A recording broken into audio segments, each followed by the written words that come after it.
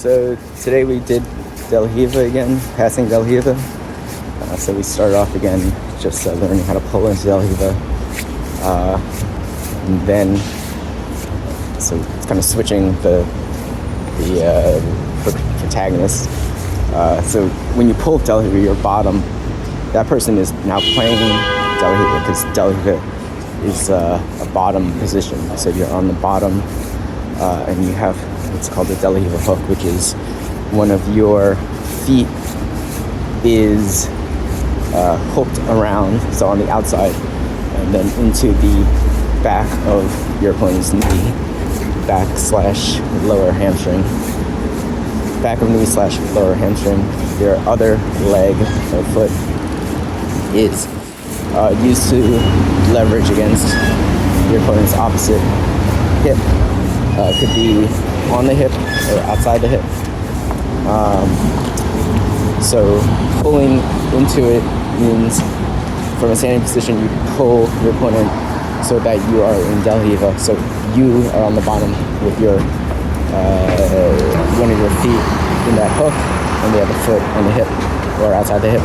And then your opponent is trying to pass Del Hiva. So they are trying to get past your hook, get past your legs. So today we are learning how to pass Del Hiva. So first, one guy pulls, and then the second guy tries to pass. So passing is going into a side smash. So let's see. Once they pull you down, you break. So they usually have, or in this scenario, the guy pulling has a lapel grip. So you want to break the lapel grip and then punch that lapel grip down to the opposite side. So when you trap someone's arm to the opposite side, it's very hard for them to maneuver that arm because the muscles. It's usually easier for someone to pull than to sort of push away. Your muscles are stronger that way, especially when it's like all the way on the opposite side. So you want to pull and punch down your opponent's arm. That kind of traps their arm across their body, and then it's also very awkward for them because their body's all twisted. And then you want to get your leg to trap their leg. This is very bad to describe in words, but so anyway, so you want to get into, you want to control their arm, and then do what's called a side smash, which is when you want to push them onto their side. So I think yesterday I said that that there's different areas of strength. So when your legs are together, they're kind of weak. When they're, well, in one direction they're weak, in another direction I guess they're strong. So, and then when they're apart, they're very weak also. But in the middle, they're strong defensively. So when you side smash, you're pushing your opponent's legs together to the side, which is weak for them. If you're coming at those legs when they're together straight on, they're very strong. But if you come at them from the side, they're very weak. So by trapping them to the side, you're making them weak, and then that allows you to move around them. And you can pass on the side smash. And then the other one is they try to keep their legs apart in order for you to prevent that. Then you switch sides. So let's say you're trying to side smash to the right. They try to keep you from doing that by keeping their legs separated. So in this case, you would go to the left and you would put one arm onto their left knee and to open them up even more and allow you to cut through between the legs. So basically when you pass, there's two ways. You can either go between or around. Well, three ways, because you can go around either way. So when one is unavailable, another way is usually available. So what I've been having trouble with is on the punch down. For some reason in live rolling, I haven't been able to pin their arm down. I think it's because my wrist has been rotated the wrong way, which allows them to bring their arm back to the middle, and then we're just playing like handsy with our hands. Another thing that I haven't been doing is getting a grip on the belt. And then the third thing I haven't really doing well is posturing. So you should be in like a tripod position, sort of pigeon-toed, but like with a wide base. So your toes are like two legs of a tripod, and then you're kind of leaning on him, but you don't want to put all your weight on it because that's giving him too much control. So yeah, that's the sort of position. So I'm kind of like more legs straight and kind of leaning over, which is terrible posture. Yeah, and then let's see, what else am I having trouble with? The leg pummel. So once you get to the side smash, you want to keep their legs under control. So you do that by, it's called pummeling your legs, which is trapping their legs underneath your legs. So you can trap their legs with one of your legs, and then you can use the other leg to trap the legs, which frees up the first leg. Probably better to look it up on YouTube to see exactly what that is. Yeah, so that's leg pummeling. Yeah, so I was a little lazy with that today. So all of these it's in order to control your opponent before they are so you want to control your opponent with one limb, and then control the same limb with another limb, and that allows you to move up with the first limb. But you never want to leave their limbs free, because then they'll just sort of reset on you, and you got to do all that work all over again. Yeah, so what's good about this training is that there's a chain of events. Right? We're going from standing all the way to your opponent pulling guard on you, right?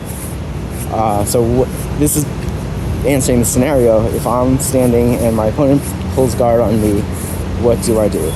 Pulls De La Riva guard on me, what do I do? So this is like a response and initiation of a sequence of events. So I feel like a lot of techniques are taught in isolation. It's like armbar. But how do you get to the point where you start that armbar sequence, right? Which can be difficult.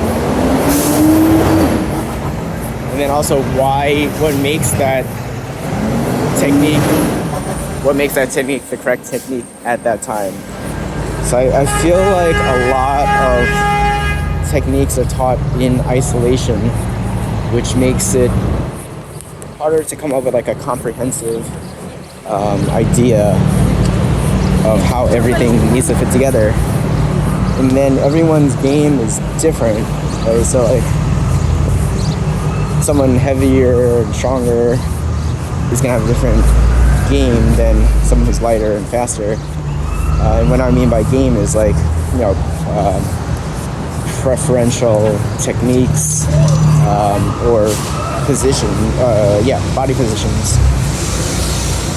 And obviously it's very different from person to person. You can't really teach that in class. You could sort of say like, oh, if you are stronger and heavier, you want to use your weight, therefore you would want to use the more like these techniques. But in reality, I guess you would have to specifically work with someone and be like, oh, you should try these. And then also it's going to depend on the opponent. But I feel like right now it's sort of like they just teach you like the pedagogical ways, teaching a bunch of techniques, and then you do them open rolling, and then you sort of figure out what works for you and what doesn't. But I don't really know why something works for me or doesn't work for me.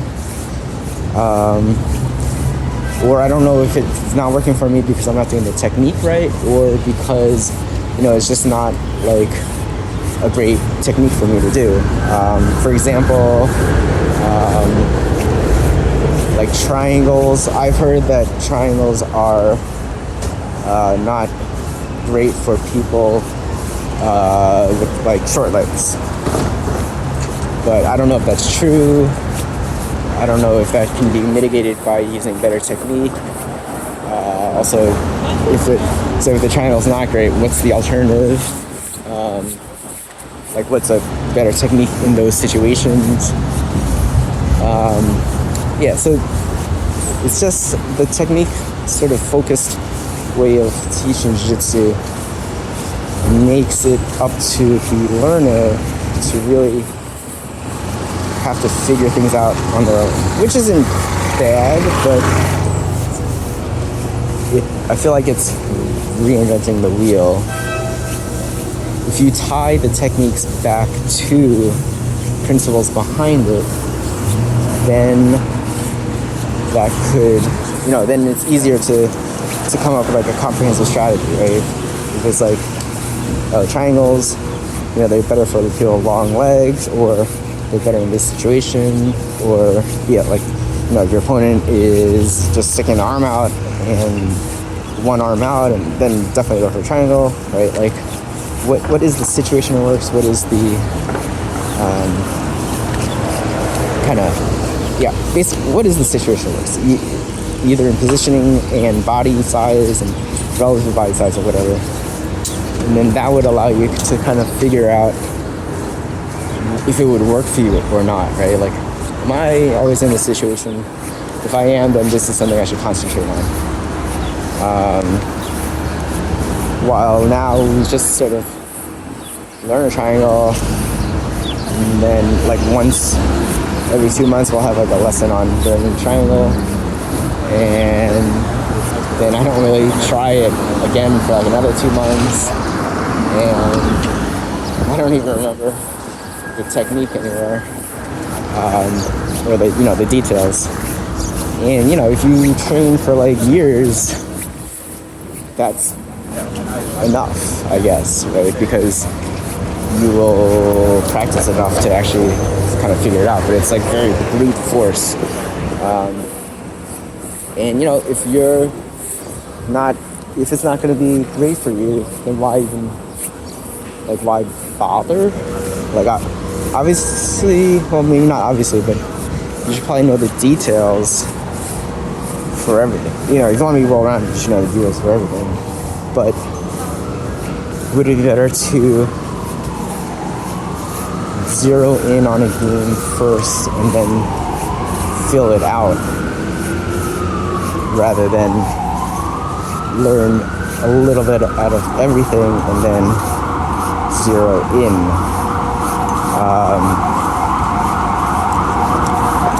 So I think the philosophy is that everyone needs to figure out their game themselves. Therefore, you should learn a little bit of everything. But I think learning the circumstances of it would help you do that, even though, I don't know, this is sort of like kind of long-winded, and I'm not sure how much sense it actually makes, but that's my opinion.